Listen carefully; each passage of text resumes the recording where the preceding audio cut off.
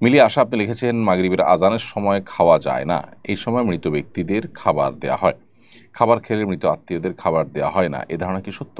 এটা সম্পূর্ণ ভুল ধারণা, ভিত্তিহীন কথা। এর সাথে ইসলামের কোনো সম্পর্ক নেই। দুনিয়ার সময়ের সাথে আসলে আখিরাতের সময়ের মিলও নাই। অতএব কেউ যদি মনে করেন যে দুনিয়ার সময়ের সাথে আখিরাতের সময়ের মিল আছে, সেটাও হবে একটি ভুল ধারণা। আইয়ুব আলী ইমরান আপনি লিখেছেন, অফিসের কোনো জিনিস কি নিজের পার্সোনাল কাজে বা অফিসের বাইরের সময় ব্যবহার করা যাবে, যেমন টিস্যু, বিস্কুট, ছাতা, সেফটি জ্যাকেট ইত্যাদি? এই বিষয়গুলো নির্ভর করে অফিসের পলিসির উপরে। অফিস কর্তৃপক্ষ যে পলিসি নির্ধারণ করবেন সেটা মেনে চলতে হবে।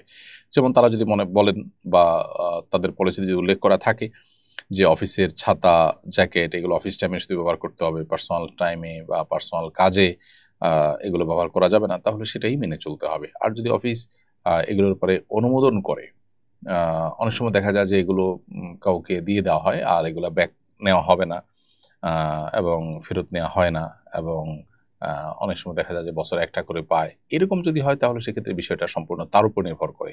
এটা তাকে ব্যবহার করতেই দেওয়া হয়েছে, সেই হিসেবে ব্যক্তিগত কাজে তিনি ব্যবহার করতে পারবেন। আর টিস্যু, বিস্কিট এই জাতীয় যে জিনিসগুলো আছে, এই জিনিসগুলো অফিস টাইমের বাইরে আপনি ব্যবহার করছেন, সেটা আসলে বেশিরভাগ ক্ষেত্রেই নিজের বিবেককে জিজ্ঞাসা করলেই এর উত্তর পাওয়া যায় যে আসলে আপনি কি কাজটা সঠিক করছেন কিনা।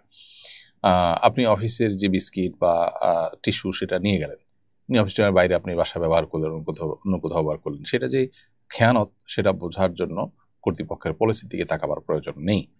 হ্যাঁ, আপনাকে আপনার জন্য একটা বিস্কিটের প্যাকেট বরাদ্দ আছে অন্য সবার মতো করে, আপনি আপনার প্যাকেটটা নিয়ে গেলেন, সেটা ভিন্ন বিষয়। তো এই বিষয়গুলো মূলত আমানতদারিতার প্রশ্ন। এখানে মালিক পক্ষের কোনো ক্ষতি হলে তারা ডিউটিতে আপনাকে ব্যবহারের জন্য কিছু দিয়েছেন, সেটা আপনি ডিউটিতে ব্যবহার করবেন, ডিউটির বাইরে সেটা আপনি নিয়ে যাবেন না। একান্ত আপনার জন্য বরাদ্দকৃত জিনিস সবার জন্য আছে এবং সেটা বহনযোগ্য, আপনি নিয়ে নিলেন, সেটা ভিন্ন বিষয়। হজ করে আসার পরে নাকি ব্যবসা বাণিজ্য ও জমি জিরাতের দেখভাল করা যায় না? হজ করার পরে কেউ বৈষয়িক কাজে যুক্ত হলে বিষয়টা মানুষ মন্দ দৃষ্টিতে দেখে। এ কারণে মানুষ কর্মক্ষম অবস্থায় হজ করতে আগ্রহী হয় না। হজ করার পর কি আসলেই বৈষয়িক কাজ করা নিষিদ্ধ? প্রথম কথা হলো যে হজ করে আসার পর ব্যবসা বাণিজ্য, দুনিয়াবি কাজকাম, জমি জিরাত, ক্ষেত খামারের কাজ এগুলো করা যায় না, এটি একেবারেই ভুল ধারণা। হজ করার পরে কাজগুলো কেন করা যাবে না? এই কাজগুলো কি কোনো অপরাধকর্ম? অপরাধকর্ম তো নয়। সো এই কাজগুলো হজ করে আসার পর আমরা করতে পারবো। বরং মানুষ বসে বসে খাওয়া বা পরনির্ভরশীল হওয়ার চাইতে তিনি কর্মক্ষম হলেন, তিনি পরিশ্রমী হলেন, তিনি কোনো কাজে এঙ্গেজ থাকলেন, সেটা বরং অধিকতর প্রশংসনীয় ইসলাম শরিয়া দৃষ্টিকোণ থেকে সার্বিক বিচার বিবেচনায়। তো সেই জায়গা থেকে আপনি এটাকে অবশ্যই জায়েজ মনে করতে হবে এবং এটাকে অ্যাপ্রিসিয়েট করতে হবে যে একজন মানুষ হজ করে আসার পর তিনি দুনিয়ার কাজে বিভিন্ন রকমের ব্যবসা বাণিজ্য ইত্যাদির কাজে তিনি লিপ্ত এবং সেগুলোতে তিনি এঙ্গেজ হয়েছেন। সো সেটাকে খারাপ ভাবে দেখা, এটা নিছকই আমাদের ভুল ধারণা। সাইমন সামি আপনি লিখেছেন, আমার বিয়ের সময় আমি কবুল বলিনি, শুধু সই করেছি। আমার পক্ষ থেকে আমার বাবা প্রস্তাব দেন, আমার বর কবুল করেন, আমার বিয়ে হয়েছে কিনা? বিয়ের ক্ষেত্রে প্রস্তাব এবং সম্মতি উভয়টি আসলে মুখে হতে হবে। যদি কেউ বাক প্রতিবন্ধী হয়ে থাকেন তার কথা ভিন্ন, কিন্তু বাকি অন্য সাধারণ অবস্থাতে সবার ক্ষেত্রে বিয়ের জন্য প্রস্তাব এবং সম্মতিটা সুস্পষ্টভাবে মুখে উচ্চারণ করে হতে হবে। এক্ষেত্রে আপনার বিয়ের প্রস্তাব আপনার পক্ষ থেকে আপনার সম্মতির ভিত্তিতে আপনার বাবা দিয়েছেন। মেয়েরা মৌন সম্মতিও যদি থাকে, তাদের বিয়ে শাদীর আলোচনা হচ্ছে, তারা জানছে এবং তারা কোনো বিপরীত কিছু বলছে না, এটা তাদের মৌন সম্মতি হিসাবে ধরে নেওয়া যায়। এবং তার উপর ভিত্তি করে বাবা যদি সন্তানের তরফ থেকে বিবাহের প্রস্তাব দেন, যেমনটি আপনার বাবা আপনার পক্ষ থেকে প্রস্তাব দিয়েছেন, আপনি বলেছেন, সেটাই বিবাহ বিশুদ্ধ হওয়ার জন্য যথেষ্ট। অতএব আপনি নিজে মুখে কিছু বলেননি, বিয়ে হয়েছে কিনা এটা নিয়ে আপনার হেজিটেশন করার কোনো প্রয়োজন নেই, আপনার বিয়ে হয়ে গেছে ইনশাআল্লাহ তাআলা। মাদি হাসান আপনি লিখেছেন, করোনার নতুন ভেরিয়েন্ট চলে এসেছে, দায়িত্বশীল আলেম হিসেবে জনগণকে কি পরামর্শ দিবেন? একজন মুসলমান সবসময় সতর্ক থাকবে। আমরা অবশ্যই মানুষকে বলবো যে সর্বোচ্চ সতর্ক থাকার চেষ্টা করতে হবে। তবে অহেতুক নানা রকমের আতঙ্ক সৃষ্টি করে মানুষের জীবনযাত্রাকে ব্যাহত করা এবং বৈশ্বিক কোনো চক্রান্তের ফাঁদে পা দেওয়ার মতো কাজ যেন আমরা না করি, সে ব্যাপারে আমাদের দায়িত্বশীলরা অবশ্যই ভূমিকা রাখবেন। আমরা শুধু এটুকু বলবো, যেটি আমাদের সমাজের জন্য ক্ষতিকর সেটি থেকে আমরা বেঁচে থাকবো। নিজের জন্য বা সমাজের জন্য ক্ষতিকর কোনো কিছু করা আমাদের জন্য জায়েজ নয়। আল্লাহ তাআলা আমাদেরকে বলেছেন, আল্লাহ তুলকু বিআইদিকুম ইলা তাহলুকা, তোমরা নিজেদেরকে ধ্বংসের দিকে ঠেলে দিও না। তো সেজন্য আমাদের আত্মরক্ষার জন্য সচেতনতামূলক প্রচেষ্টা আমাদের থাকতে হবে, সেটি রাখবার জন্য আমরা আহ্বান করব। সেই সাথে যেটি বললাম যে মানুষকে অহেতুক প্যানিকড করে দেওয়ার মতো আপনার নানা রকম চাল, নানা রকম ষড়যন্ত্র পৃথিবীতে নানা সময় হয়েছে, সেরকম কোনো কিছু যেন না হয় সেদিকটা আমাদের যথাযথ কর্তৃপক্ষের দেখার দায়িত্ব। স্ত্রীর কথা মতো হস্তমৈথুন করা যাবে কি না? স্ত্রী হস্তমৈথুন করতে কেন বলবেন? যদি কোনো স্ত্রী হস্তমৈথুন করতে বলেন তাহলে এটা অসুস্থতা, এটি জায়েজ নয়। কোরআনে কারীমে আল্লাহ বলেছেন যে মানুষের যৌন চাহিদাকে চরিতার্থ করবার জন্য আল্লাহ বৈধ যে পথ রেখেছেন, স্বামী স্ত্রীর যে মিলনের পথ রেখেছেন, এবং বৈধ পথ ছাড়া অন্য কোনো উপায়ে যদি কেউ তার যৌন চাহিদাকে চরিতার্থ করে, আল্লাহ তাআলা বলেছেন ফাউলাইকা হুমুল আদুন, তারা সীমালঙ্ঘনকারী। সূরা মুমিনুনের শুরুর দিককার এই আয়াত থেকে বোঝা গেল যে হাত দিয়ে যদি কেউ বীর্যপাত করে তাহলে সে সীমালঙ্ঘনকারী, কারণ এটি কোনো সুস্থ বা স্বাভাবিক পদ্ধতি নয়। বিধায় স্ত্রী চাইলেও তার হস্তমৈথুন করা জায়েজ নাই।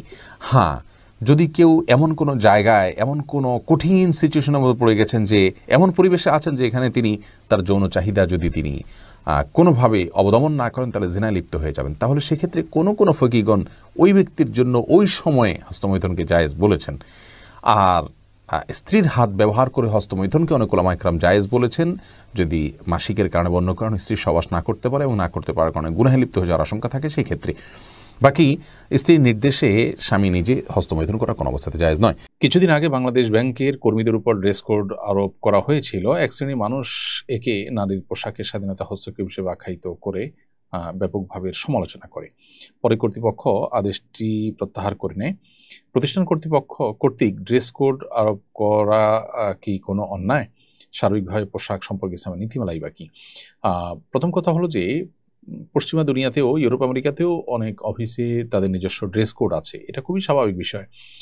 দ্বিতীয় কথা হলো যে বাংলাদেশ ব্যাংকের সেই আপনার সেই ঘোষণাপত্রে আমরা জানি যে শুধু নারীদের পোশাকের ক্ষেত্রে নীতিমালা দেওয়া হয়নি, পুরুষদের পোশাকের ক্ষেত্রে নীতিমালা ছিল। একটা প্রতিষ্ঠান তার কর্মীদের শালীন পোশাক পরতে বলবে, এতটুকু কাজ যদি তাদেরকে করতে না দেওয়া হয় তাহলে সেক্ষেত্রে মানে কি চাচ্ছে এই শ্রেণী মানুষরা এই দেশে? সত্যি বলতে এদেশে ধর্মপ্রাণ মানুষরা এই সামান্য কিছু আপনার ভিনদেশী এজেন্ডার ধারক যারা আছে তাদের কাছে অনেকটা জিম্মি হয়ে আছে।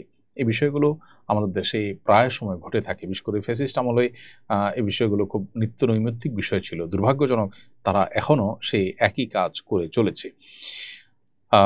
পুরুষদের পোশাকেরও তো কথা ছিল, সেটা নিয়ে কেন কোনো কথা উঠলো না? শুধু নারীদের পোশাকের পরে কেন কথা উঠলো? নারীদেরকে সংক্ষিপ্ত পোশাকে বা স্বল্প বাসনায় তাদেরকে দেখতে কিছু মানুষ পছন্দ করে, এবং পশ্চিমাদের যে কালচার সেটাকে এদেশে আনতে চায়, যেটা এদেশের মানুষের কৃষ্টি, কালচার, সংস্কৃতির সাথে যায় না। তারাই মূলত এটা বিরোধিতা করেছে, যেটা দুর্ভাগ্যজনক বিষয়। ইসলাম এর পোশাকের ক্ষেত্রে যে নীতিমালা সেটা হলো পুরুষ এবং নারী প্রত্যেকে যার যার মতো করে যে কোনো পোশাক পরতে পারে, শরিয়ার শুধুমাত্র যে পোশাক সংক্রান্ত প্রিন্সিপাল আছে সেগুলোকে মাথায় রেখে। পুরুষরা নারীদের মতো, নারীরা পুরুষদের মতো কোনো পোশাক পরিধান করবে না, এটা পরিষ্কারভাবে আল্লাহ তাআলা নিষেধ করেছেন। সাইকোলজিক্যালি এটা মানুষকে ক্ষতি করে, এবং এভাবে নারীরা পুরুষের মতো, পুরুষরা নারীর মতো বেশ ধারণ করলে তার নানান আপনার সামাজিক এবং আরও বিবিধ কুপ্রভাব আমাদের সমাজে রয়েছে, সেটা আমরা প্রত্যেকটা মানুষই কম বেশি জানার কথা।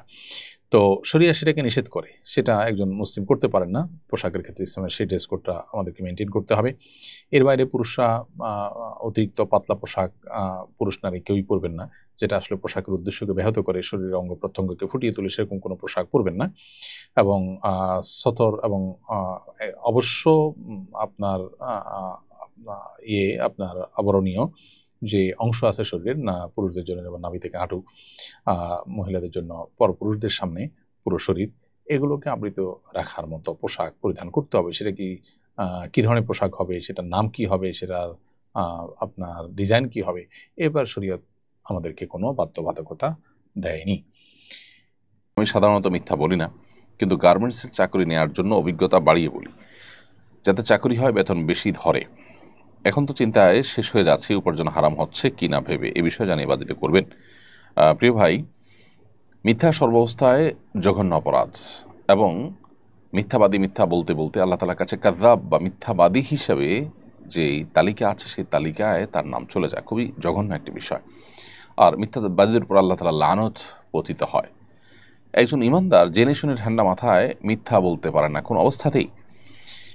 অতএব আপনি যে জঘন্য অপরাধে লিপ্ত হয়েছেন সেজন্য আল্লাহ তাআলার কাছে তওবা করবেন। তবে এর কারণে আপনার সারা জীবন উপার্জন হারাম হয়ে যাবে ব্যাপারটা সেরকম নয়।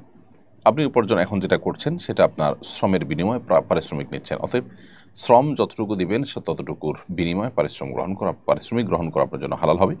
কিন্তু একই সাথে শুরুতে চাকরিটা নেওয়ার ক্ষেত্রে যে মিথ্যার আশ্রয় নিয়েছেন সেজন্য আল্লাহ তাআলার কাছে আপনার পরিপূর্ণ খাঁটি অন্তরে তওবা নাসুহা বা খাঁটি তওবা আপনাকে করতে হবে।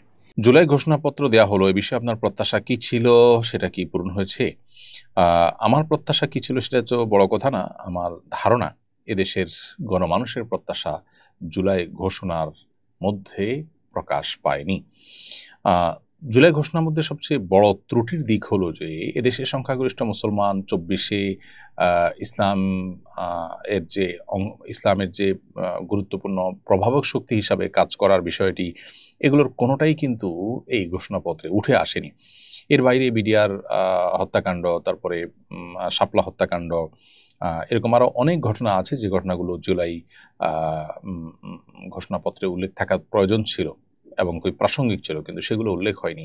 এবং এখানে বরাবরের মতোই আমাদের অন্যান্য ঘোষণাপত্র বা অন্যান্য সরকারি পেপারস এবং অন্যান্য রাজনৈতিক দলগুলোর যে বিভিন্ন ঘোষণা, দফা ইত্যাদি থাকে সেগুলোতে পশ্চিমাদের যে আপনার চাপ দিয়ে ঢুকানো কিছু শব্দ, যে শব্দের মায়ের প্যাচে এলজিবিটিকিউ ইত্যাদিকে তারা এদেশে নরমালাইজ করার চেষ্টা করছে, সেরকম শব্দ এখানেও রয়েছে। অর্থাৎ ইনক্লুসিভ তথা আপনার অন্তর্ভুক্তিমূলক এই শব্দগুলো মায়ের প্যাচে মূলত বিদেশি বিভিন্ন চিন্তাধারা এই ঘোষণাপত্রে ঢুকানো হয়েছে। খুবই দুর্ভাগ্যজনক একটি ব্যাপার যে জুলাইয়ে এদেশের আপামর সর্বস্তরের সাধারণ মানুষ অংশগ্রহণ করেছেন, যে জুলাই আন্দোলনে সবাই শামিল হয়েছেন, এবং যেটার সাথে ভিন্নমত পোষণকারী মানুষ এদেশে উল্লেখ করবার মতো নেই বললে চলে, সেটি আসলে দেশের সংখ্যাগরিষ্ঠ মানুষের চিন্তাধারার প্রতিফলন সেটাতে খুব একটা ঘটেনি।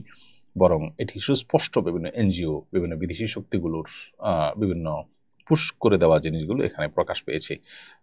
ভারতের ব্যাপারে দেশের মানুষের অবস্থান দীর্ঘদিন পর্যন্ত ভারতের যে আমাদের এই দেশটার উপরে, দেশের সরকারের উপরে নানা সময় ভর করে তাদের যে আগ্রাসন, তাদের যে দাদাগিরি, যেটার কারণে এদেশে ফ্যাসিস্ট এ পর্যন্ত এসেছে, সেটাও এই ঘোষণাপত্রে সেভাবে উল্লেখ হয়নি।